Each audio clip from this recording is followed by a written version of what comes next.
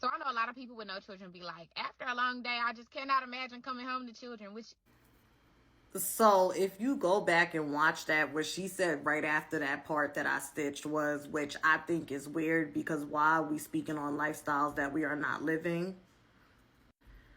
Baby, everybody who creates content on the internet has spoken at minimum at least once on a lifestyle that they're not living. And that's just because of the culture of having access by way of observing through public forums of information that people choose to volunteer to us.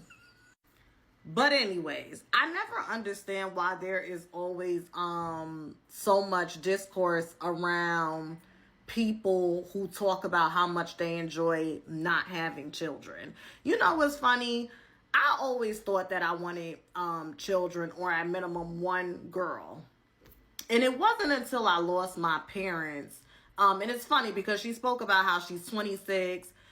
She has kids. She's married. She's living the dream. She gets to make content. And that's beautiful. I love that for any woman, especially a black woman, because we all under patriarchy. So if you can find a way to make it work for you, go ahead with your best. But my whole thing is, that's what you're doing at 26. At 26, I was burying my second, parent, going through extreme depression, poverty, and all types of stuff. So yes, after a long day of being a full-time MSW student, where you are required to work an unpaid part-time job as a social worker with a caseload, and, maintain a 3.0 and up and a master's program at an Ivy League while grieving two parents, I was so fucking happy.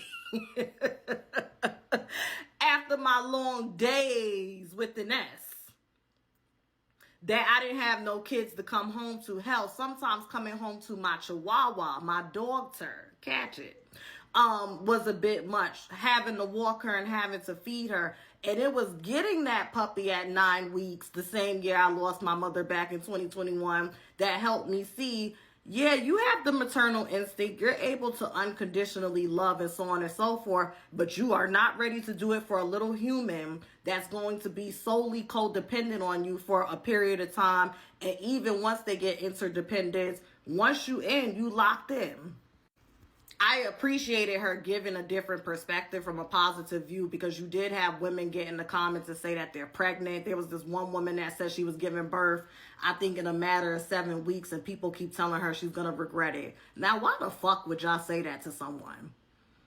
Why would you tell someone that's carrying a baby? It's not even solely about the mom and her process, but the child that's marinating in that. Why would you tell someone they're going to regret it because you regret your decisions? But I did just speak about this on my community wall. So I had just put this post on my community wall on my YouTube page, where I was reading an article on Medium about a woman that was dealing with infertility. And what I loved is, even though she spoke about the ups and downs of grieving the attachment she had to the desire of wanting to become a mother and have biological children of herself, at the end she said, I asked myself, why me? But then I think, why not me? I am living the dream of my grandmother. And I go on to say, sometimes the things we are conditioned to desire that we somehow can't obtain is all within the divine plan to move you and your bloodline forward. Meaning that you could have had women that came before you that was just like you, that wanted children based off of the way society presents motherhood, or the way your friends and people in your peer circle present it. But once they got into it, they loved their kids unconditionally, but they didn't really necessarily align with motherhood in the ways in which it took them away from parts of themselves.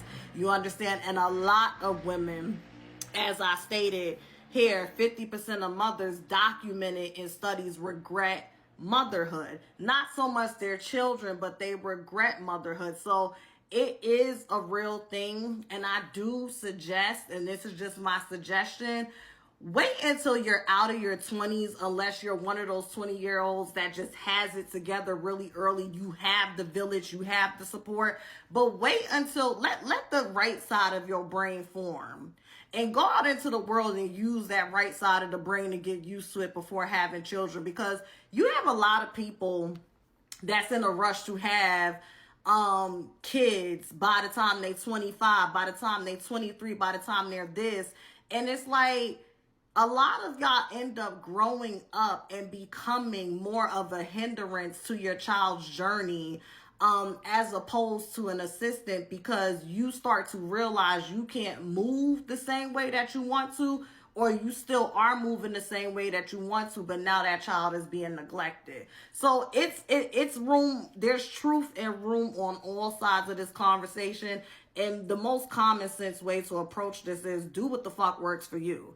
If it works for you to have kids in your early 20s because God has ordered your steps to find your divine counterpart early, and y'all are able to grow together and separately and intersect and have that transcend in a positive way for the children, then go off. Especially for the black women, go all the way off. But if you are just someone that you're chasing that goal to the point where you may get desperate and force it, similar to the new trophy wife, don't go off. Don't go nowhere. I just want you to sit right where the fuck you are at and do some self-inventory.